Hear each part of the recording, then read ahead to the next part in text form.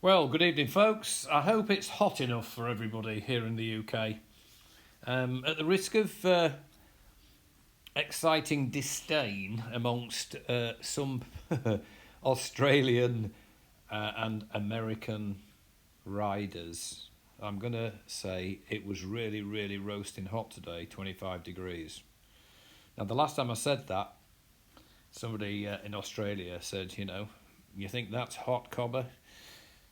We were 36 degrees or whatever. But anyway, it's been boiling for us Brits. And I've just received these photos from Paul B in the UK. He bought some cables off me, the ones I've been harping on incessantly about, in my evangelical style. And he sent me some pics. He's mounted it on the front of his bike. Installed, up and running. He's happy. However, Paul B is a man of many talents, it would seem, and he produced this little beauty of a bracket. Look at that. Puts mine to shame. Mine is just a flat piece of galvanised bracket. A 99p bracket from the hardware store, chopped in half, crudely. But it's been on 11 months now, almost a year, and it does the job. However, if you've got the facilities and you can produce that, it looks a little bit like one of those things on, what was it called, that video game? Not Star Wars, what was it? Invaders, wasn't it? A green screen thing with those things at the top, rows of them, looking like that. Well, anyway, I digress. So there it is. The bracket is bolted onto his rectifier regulator. At the top right there, that's the red slide block, about which I did a special video, just how to undo it and do it back up again. One or two people emailed me, and I've sent red clips off to people because they've just gone hell for leather at it, pulling and tugging. As I did, I must confess, and it snaps. It is a very odd connector. I've never seen one like it. However, once you know how, it's a piece of cake. So I did that video. So when people buy the cables from me, I always send a link to the YouTube video about how to undo that, because that's under the bike normally. That's a brand new rectifier regulator there. So there it is. That's his plate bolted on. So ordinarily, if that's in its stock position under the bike, you've got that red slide connector, probably covered in chain grease and probably covered in dirt and road muck and stuff. So if you just go at it, wrenching and pulling, the chances are, having had lived in a hot environment for quite some time, that red slide will probably snap. If you do it right, it won't. So I always send a link to that video to people. This next photo shows the side view of how he's routed the cables. So you can see the two cables go either side of the oil cooler. Now again, people have said, isn't there any tension on the wires and they'll fray or they might pull. They don't. It's smack on the steering column. So it's not even on from full lock to full lock. It's not actually in the number of degrees it's moving. It's negligible. And like I say, mine's been on for the best part of a year now, with no detrimental effects whatsoever. Some people have covered the wires in self-amalgamating tape or whatever. But however, look at this. This is a fantastic mod. I wish I'd invented it. Look at that. Isn't that cool? It's one Bellmouth, which apparently Paul said he got from some hot rod supplier. And then he very ingeniously cut it in half with a hacksaw and a Dremel, and drilled two small holes either side of it, out of sight sort of thing, and then attached it with a wire,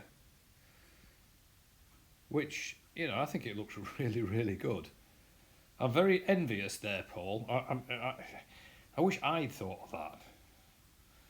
But there you go. That's what this little channel is all about. Unprofessional as it may be,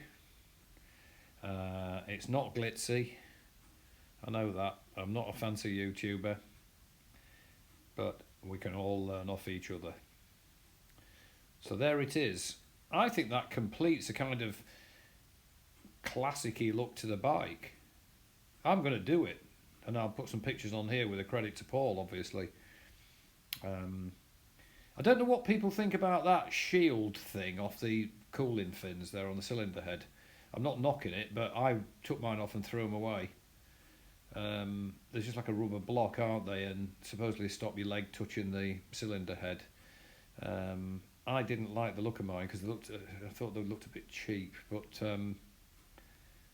I'm nobody to criticise because I've done stuff that other people don't approve of. So there is Paul's bike and his car and another bike. Oh, there's two cars and two bikes, and he's obviously got the chrome tank version. Well, let's have a little look at that, everybody. He's got standard cans, standard headers and standard shockers, nice chrome tank, handy top box, and yeah, pretty much standard apart from the Bellmouth. But of course, as we know, it's a perfectly good machine as it comes out of the factory, apart from one or two little glitches. So there is a second look at this innovative solution. I think it's great, and I'm going to do it. I'm going to go on eBay later tonight. I've now got 4 days off work. Thank heavens. I've been out in 25-degree temperatures lugging about bags of concrete and fence posts and things, stupefyingly hot.